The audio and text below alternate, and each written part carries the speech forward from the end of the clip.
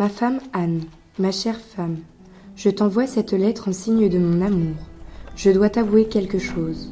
Je suis atteint du syndrome de la page blanche. Je n'ai jamais été si heureux avec une femme, mais comprends que ma peine est immense depuis que j'ai perdu mon inspiration. Je pars donc en France, chez ma cousine Adélaïde, me ressourcer pour quelque temps. Prends soin de toi et des enfants, dis-leur que je les aime de tout mon cœur, et sois sûr d'une chose, je reviendrai avec un livre à la main et la tête pleine d'idées. Bonjour, monsieur. Avez-vous fait bon voyage? Yes, je vous remercie.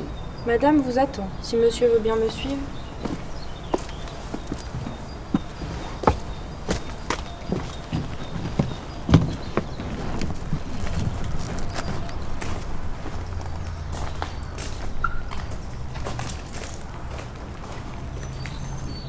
Mon cher cousin,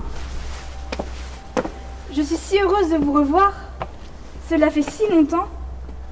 Mais dites-moi, vous avez le teint bien pâle. Manquez-vous de soleil à ce point, à Stratford? Ou est-ce le voyage qui vous a éreinté? À vrai dire, ma chère cousine, je ne sais de quel mal je suis atteint, mais je suis tellement si las et tellement à la peine. Ne vous inquiétez pas, William. L'air de Saint-Onge vous fera le plus grand bien. Mais venez me raconter toutes vos contrariétés autour d'une tasse de thé. Je vous remercie, mais si cela ne vous dérange pas, je vais me rendre dans mes appartements. Très bien. Elvire, veuillez accompagner monsieur à ses appartements. Bien, madame. Si monsieur veut bien se donner la peine.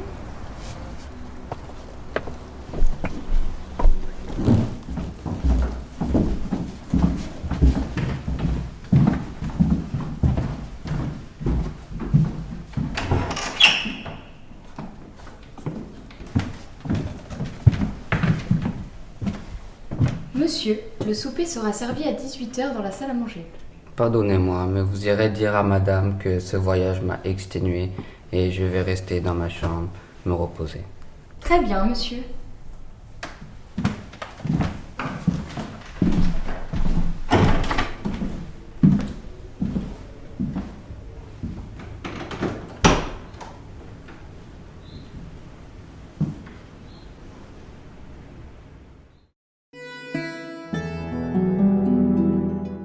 Dear Anne, cela fait maintenant déjà presque un mois que j'ai quitté Stratford et je dois dire que ce changement d'air me fait le plus grand bien.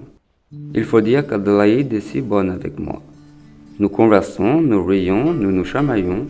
Chaque matin, nous partons en promenade après le breakfast, où je me délègue de galettes à l'angélique, Je vous remercie, Elvire. qui, je dois le confesser, sont presque aussi bonnes que les scones de chez Mason & Smith. Voulez-vous un bout de galette?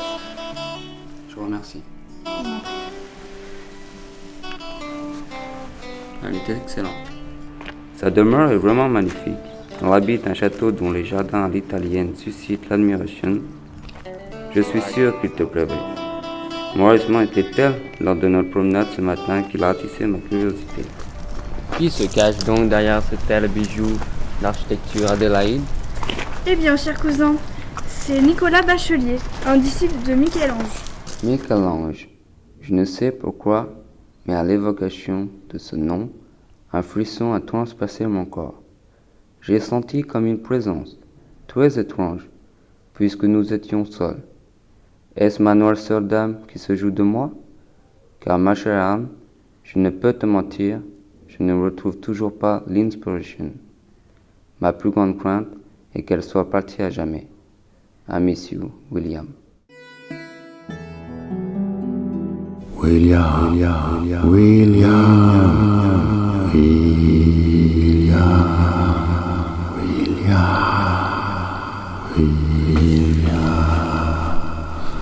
Come fare volare la macchina? Vi trovi, aiutami, Satan est mon rêve. Qui a eu l'idée de le nommer ainsi? C'est le nombre des cauchemars. Mon cerveau a les engrenages que j'ai.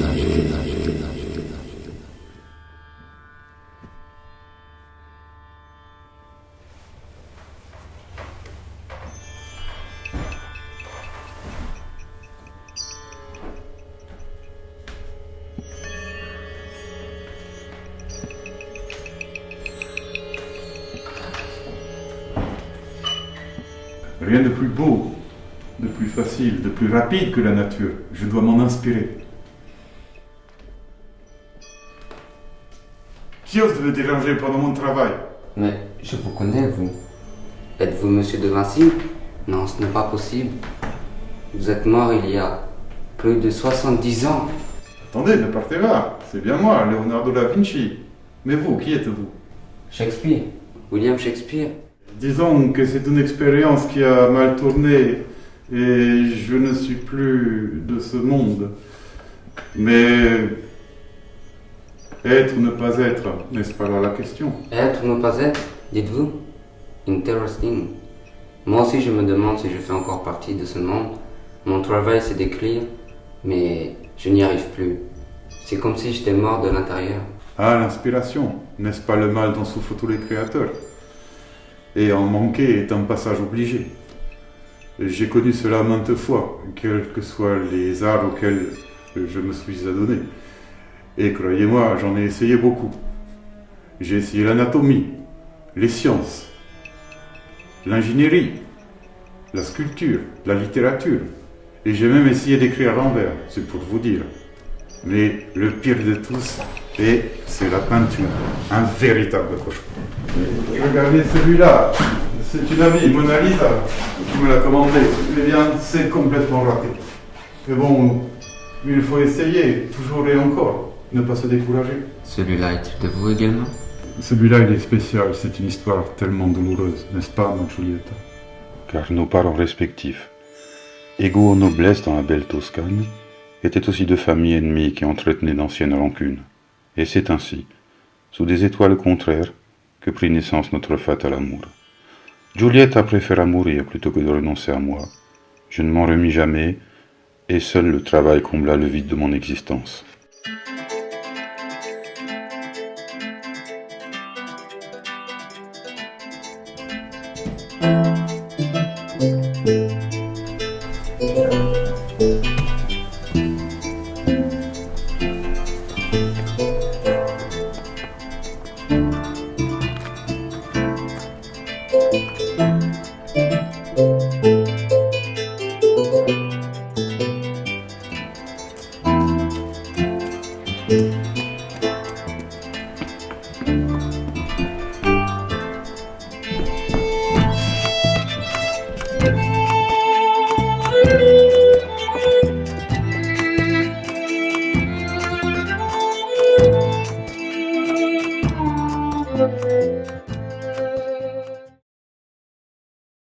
Oh, parle encore, ange resplendissant, car tu rayonnes dans cette nuit au-dessus de ma tête, comme le messager ailé dans le ciel.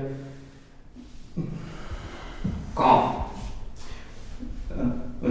Quand, aux yeux bouleversés des mortels qui Se rejette. qui se rejettent en arrière Pour le contempler. qui se rejettent en arrière pour le contempler, il devance les nuées paresseuses et vogue sur le saint désert. Oh Roméo, Roméo, pourquoi es-tu Roméo? Renie ton père, abdique ton nom. Et si tu ne veux pas, je serai plus une Capulet. No, no. Si vous ne travaillez pas comme ça, vous serez jamais à la hauteur.